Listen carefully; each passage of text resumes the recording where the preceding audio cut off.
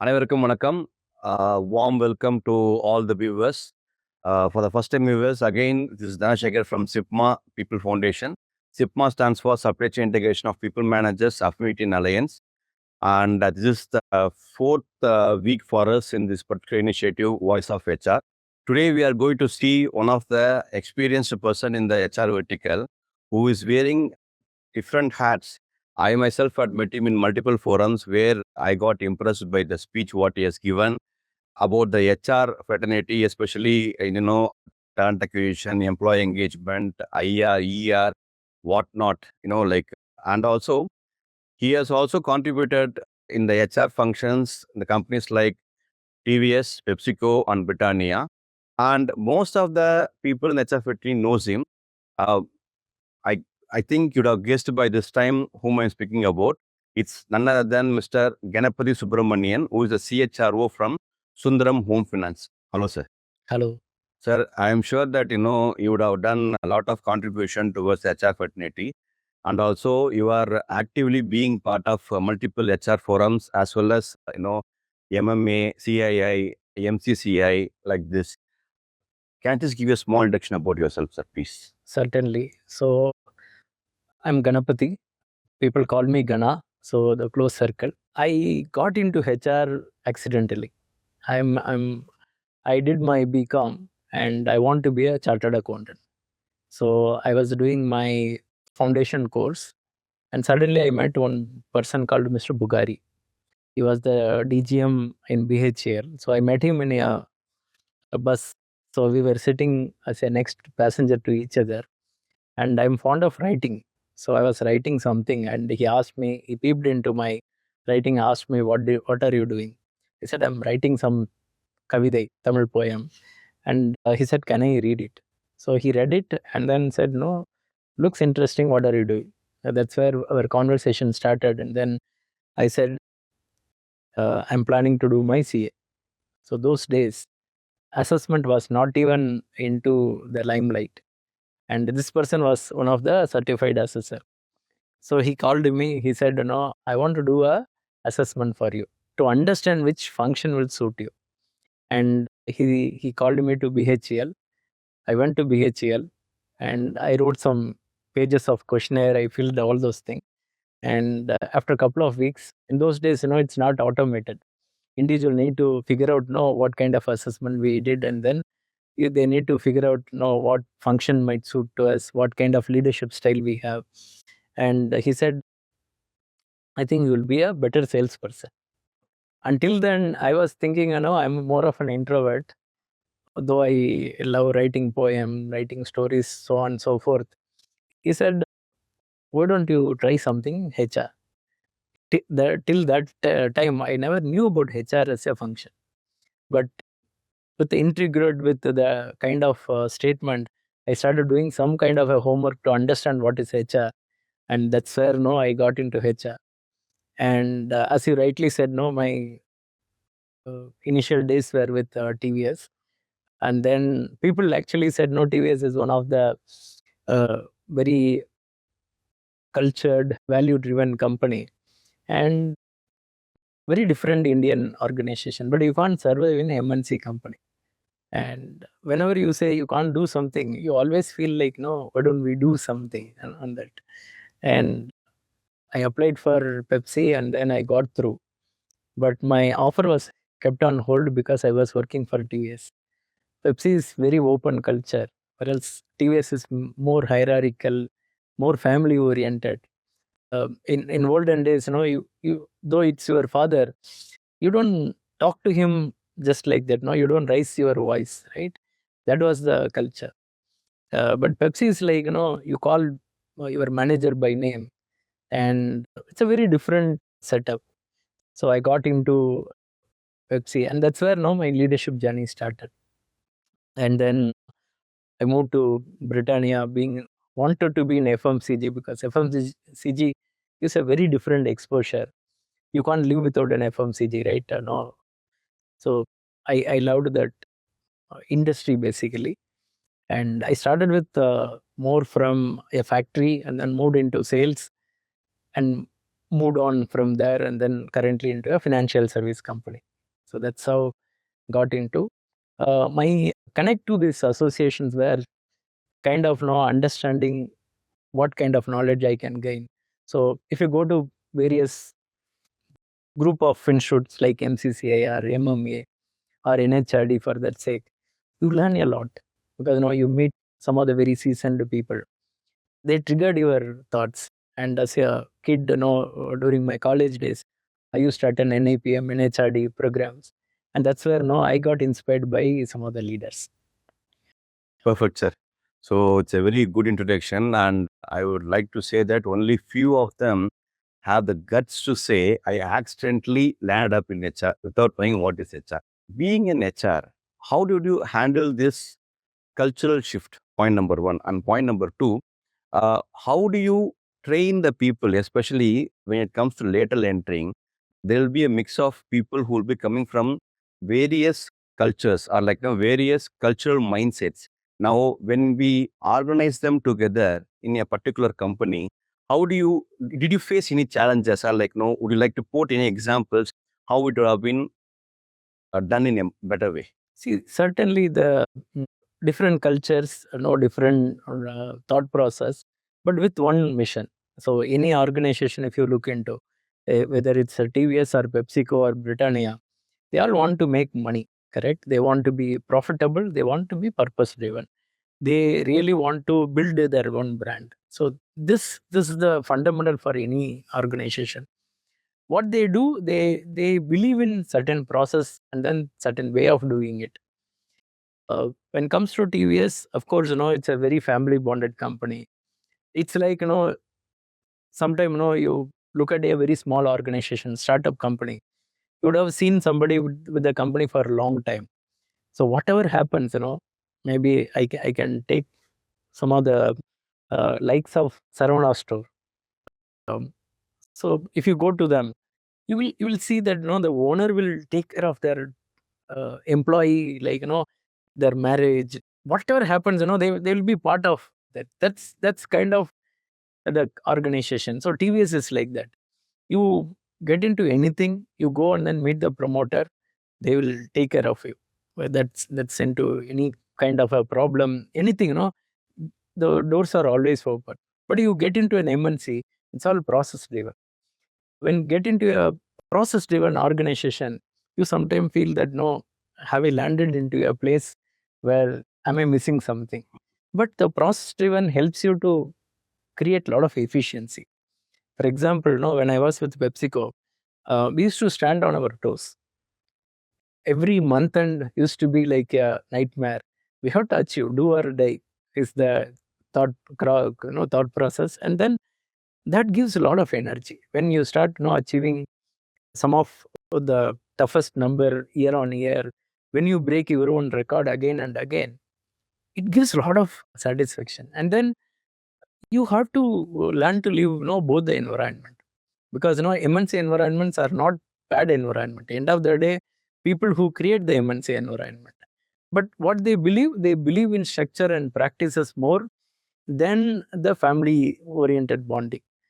In some of the times, I used to feel a company which is a traditional one, uh, they have to invest to a larger extent on the structure and systems, whereas the MNC company should invest on what kind of a family bonding what they should need to create. In fact, in Pepsi, we tried doing it. We call all the managers for a monthly outing. We do a family interventions, and we made it as a place where we uh, kind of concern for each other, and that actually created so much of bonding. Even today, I have a lot of my connects who are all with Pepsi, or they call me during the new year, during any function. They call me for their, some of them are retired, and then their family function, Graha Pravesam, whatever you call, I used to get the call. And you asked about another interesting question: how you manage the uh, people coming from different cultural background. If you really look into the IT industry, the people who are in any of the IT corridors, they are all not born in the metro cities. Most of them, they moved from a tier 3 or a tier 4 village background.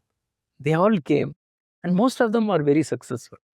What corporate acknowledges the knowledge what you bring. What corporate acknowledges what you bring to the table in terms of growth and profitability. Mm.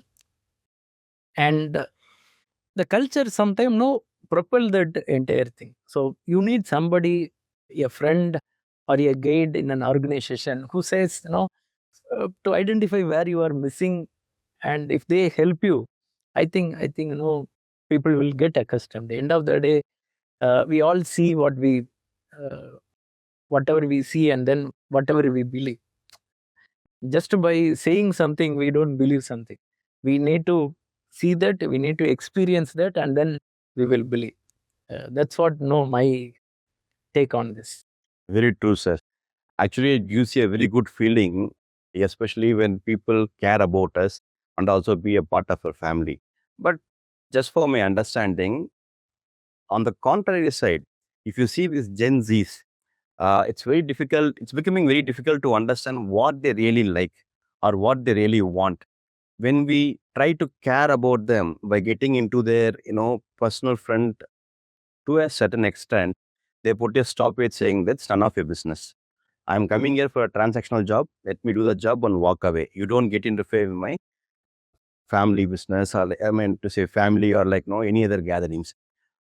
If we think that okay, they don't like it, and then we try to give them the space, and then they also complain saying that they have been put in silo or like aloof system. Do you think that there is a difference in managing the Gen Zs and the before generation? See, I think you will be also 40, 42. So you are in 40s. I'm in my 50s. So we have been a new generation for our predecessors, right? We would have been very difficult to manage that point in time. So every maybe 15, 20 years, the thought process changes. My daughter thinks very differently than what I think. Okay. Having said that, uh, I think the young generation need a lot of guidance and mentoring. They need a lot of coaching. In fact, I spend a lot of time. I go personally for campus hiring. I can literally give the talent team to do the campus hiring, but I go there because that's where you understand what kind of purpose the individual is trying to do. Because most of them are very purpose driven, and the purpose doesn't meet their own goal, they get stressed out. And sometimes the social media also influences them a lot.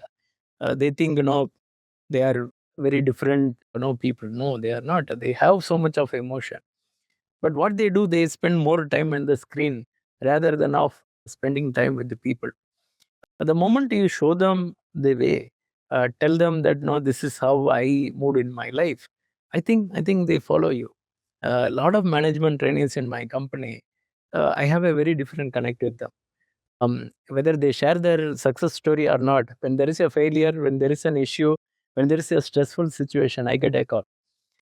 So they need somebody to support them. Most of the time, we also feel like can I get into their space? Yes, of course, there is always a Lakshman Rekha. Maybe, yeah, I can go to certain level. We also need to understand and navigate them in terms of what level they want us to be part of their side, what level they don't want to be or go beyond that. So we need to understand that, and there is no single formula available. So we have to navigate individually and then try to see them. Perfect, sir. When I was just going through the profile and also during our discussion, you mentioned that you're also being a part of this CIA HR Excellence Committee. Now, this question arises in my mind, especially I speak with multiple people, and also I came to know that, there are multiple HR practices which is happening in multiple organizations. But the problem is certain things are getting shared, certain things are getting acknowledged. But most of the time, behind the scene heroes are the HRs who are not getting that acknowledgement or the recognition, or there is no particular system where the HR practices are getting registered and shared with most of the people to get benefited. So do you think this HR assessment certification or like recognition is important, and how important it is, and what is your perspective about that? Yeah, certainly. See, I would say that no, assessments are critical. Assessment helps you to understand where we are currently. Assessment also helps you to get the acknowledgement by the management, because assessments are not done by our own self. Assessment is done by some third party. Maybe it may be your Sipmaa, or it may be by the CII, or it may be a great place to work. It may be by anybody. But when the external entity comes and then do the assessment, you also feel that they are doing the right thing. They are very unbiased, and then they also tell the industry best practices. Being part of the CII assessment team for over a decade now, and being a senior assessor there, I have been to various companies like Aditya Birla, Vedanta, all those big companies, Titan. I can list out a lot of big conglomerates. It also helps us to understand what kind of best practice they follow. Okay. And those practices, we also identify what kind of gaps they have. And most of the time, these best practices are being published by the CII thing. But what also happens, very, very, uh, I would call it as, most of the HRs, they don't want to share the best practices, because, somewhere they want to keep certain things, close to the heart. Um, I, I, uh, I used to feel like, Toyota, the olden days, Toyota wanted to, share their best practices with one of the US company, and US company, they came to Toyota and then they tried copying whatever the Toyota system, but they failed very miserably, because all this process or whatever best practice you have, you need to create it with the essence of people commitment and culture. If you do anything without the alignment of people, I think it will miserably fail. Yeah, to answer your question in short, assessments are critical, and assessment will help you to identify, one, are we in a right direction? Is there any gaps? If there are gaps, what would be the industry best practices? So without reinventing the wheel, can I beg, borrow, steal something? End of the day, as a HR, what you will do? You will be hiring, you will be creating a very engaging environment, you will create a learning environment, you will hold the culture at your best of possible way. So that's what you are going to do. So is there a best way of doing it? Is there a innovative way of doing it? Is what you are going to do. So there's no need for worrying too much, and then or identify a new way of doing it. If there are best practices, you can always implement in your organization. Absolutely, you're right, sir. And one more thing I just want to ask you. See, earlier days, if you see, there are employees who have been working with a company for minimum 5 years. They will not jump from one company to another company in a very short span of time. But as the time goes, 2 year has become the benchmarking. Okay, if you work in a company for 2 years, then it's good to jump for you to the other company.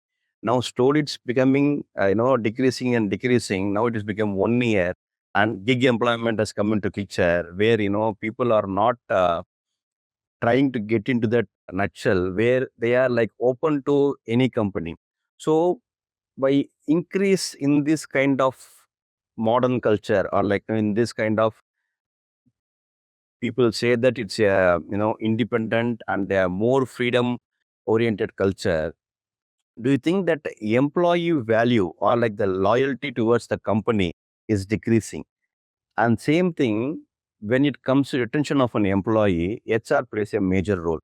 uh, I'm sure that you would have done multiple employee engagement activities and innovative things in your company. Any interesting and any example can you give us for the viewers, especially when it comes to retention and to increase the loyalty of the employee in their company? Yeah, certainly. No, this one question I was expecting from you, in fact. See, gig workers, as you call, they are uh, they are okay to do any role. For example, now I complete my graduation, I want to work as a food delivery boy for some time.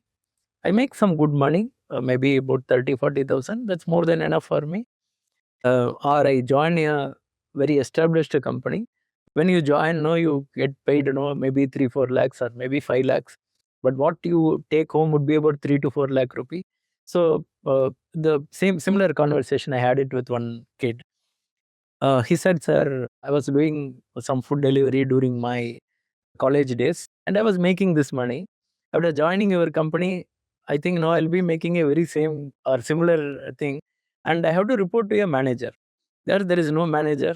I decide what time I have to work. I decide no work at the late night or early morning or afternoon. I decide no what time I should work. If it rains, I may not go to the street. If that no any other late night, I will go. So it's all according to my wish. Should I work with this company?" So I in fact, I called him. I said, "No, I really like the way you questioned because no, you are trying to understand why you should work in an organization. Um, Maybe you are at the age of 20 to 23. How many years you will do a food delivery? I'm not demeaning the food delivery companies. They are with a purpose. But no, how many years you can do a food delivery? I can be a gig worker and then do maybe a call taxi. I can ride a call taxi, but how many years I will do? And you are plateau on your level. You can't become a senior food delivery person, or you can't become a manager. Okay, it's all system driven, and you are just an executor of that product. But if you join an organization, be there for 2-3 years, understand the people, process, culture, understand how they make money, understand what kind of social value they add. I think that's where no you realize you are connecting to your passion. Correct. So I told him maybe 3 year later you will become a branch manager. 5 year later, 10 year later, you become something else depending on your own capability, potential, and then the people management skill. And that made that kid to think too much. And then after a couple of days, he said, "No, sir, I want to join this company." Okay. Where else we closed the offer on that particular day. He's still with us. He joined with us. And he's one of the good manager actually. Uh, so I feel we have to articulate all those things to people. And most of the time, I blame HR also. We get into a hiring spree. We say that no 100 hire I had to do, I hire everybody. We need to have a conversation. We have to understand whether the potential, the motivation, what you call passion, that matches with the role. Sometimes, you hire a introvert to a sales role, it doesn't work. There might be a financial need for the individual, so he or she might join you. But later in point, they will understand, no, this is not my cup of tea. So HR need to play a pivotal role and do a facilitator role for this, to help the business to identify the right talent. One particular engagement model I did in Britannia was a quite successful thing. You know how the business happened? Britannia will send the product from a factory to a godown, from godown to a distributor, from distributor to a kirana store. So business used to happen, but there were some product like those days the bourbon was something a very new product. There were product which has a choco chip. I don't know whether you know about the product. That was one product which was not selling very well. So when I was doing going through the market, I found one unique thing. The selling was done by not by the Britannia sales officer, but by the salesman of the dealer. Correct. So what we did was, how can we train the dealer salesperson who's at the age of 40 and 50? So that actually changed that complete, my process. And then I thought, and then what we saw in a 2 year was we were topping on the sales number. So your engagement is not only with the stakeholder or the frontline people. You need to go beyond. And what we did, how we did was something unique. And I got applauded by Vinita Bali. She was the ex managing director at that point in time. what we did was we went to colleges, because we can't go to all the market and then train all the sales person, because each beat will have a salesperson. So we called the MBA guys, and then we teach them how to look at the product mix. Plus, if you sell more Tiger doesn't give you a profitability. So you have to create a mix of your Good Day and Britannia, or what you call your Mary will sell without even a push. So you have to educate the shopkeeper why he should have the mix. You have to educate the dealer point why you should have a mix. So we did it and we were successful. So the engagement was very different then. Absolutely, it's a out of box thinking self, because people will try to understand the root cause, but the root cause was with the end seller, basically, because people will say that's out of my control. I can't go and train somebody who is at the Kirana store. But the initiative, what it has been taken, was really appreciated. And we did it with a reason, because we were struggling with getting the people at the front line. So all those guys who were training the salesperson were my talent pipeline. Okay. So it solved two purpose. Super. And second thing, as you rightly said, HR is not at this job. They have to be on the shop floor. They have to get their hands dirty, understand the business, and support the business.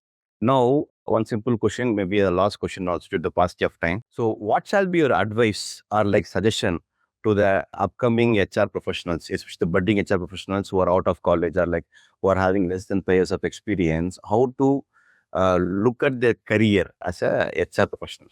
See, among all the function, see, if you go to sales, number game, you can tell what you are achieving for month on month. Tangible. You go to operation, you know what they are delivering. You go to the CFO, he will tell whether you are hitting your targets or not. For HR, most of the things are very intangible. So that means you have to be more business focused. You need to understand the business even before you step into the HR. That means how you make the money, how you be profitable, the top line as well as the bottom line. So the moment you crack that code, you will become the right HR. Why I say this? Because that's where at the end of the day, why you work as a HR. You want to solve people problem. If you want to solve people problem, you should understand the business problem. End of the day, I or you don't go to a HR saying that no, I have a family problem, right? Which we solve our own self. I go to a HR for my own business related problem. I go to HR, maybe I have a problem with my manager. I go to HR, probably no, I don't know how to crack that sales. That means I don't know how to negotiate with the customer. I don't know how to put it, or how to influence the customer, maybe. Or I might go to HR that no, I need a different skill. Maybe analytical as a new skill. I want to equip myself. So those are all the things you go to HR. Or with your grievances. So when you want to solve those grievances, you should understand how that is going to impact your business. Their understanding of HR would be very different. Number two, they should not talk the HR jargons. They should talk the business jargons, and then make HR very lively, very light, so that the business believe HR is for me to support, rather than of coming with two more problem to the business. That's what we do sometimes, right? Whenever there is a business issue, we also bring two more issue to the table, and then, sir, I can't do this, I can't do that. There is a what you call regulation to it. There is, we will come up with so many other problems. We should not. We should identify ways of doing it. Of course, within the value and cultural system, we should not deviate that point in time. Number two. Number three, you need to be in an organization for a long term to understand the essence of it. If you kind of move every 2 year, 3 year, you don't understand the business cycle. You won't understand. Maybe you will be in a tough time with an organization. Maybe you will be with a great time with an organization. The business cycle keep on changing. It's like a wheel. There are occasions, the company makes extraordinary, brilliant profit. There are occasions company will go through a stress. So you have to see all those, what you call the ups and downs of an organization to make your HR thought process, really aligned with the business practices. So I would say that be with an organization pretty long period, understand the business fundamentals, and then don't talk the HR jargon. So all those three would be my. I won't call it as an advice, but as a suggestion. Perfect, sir. So that's what, like, no, again and again, it's revolving on the same point.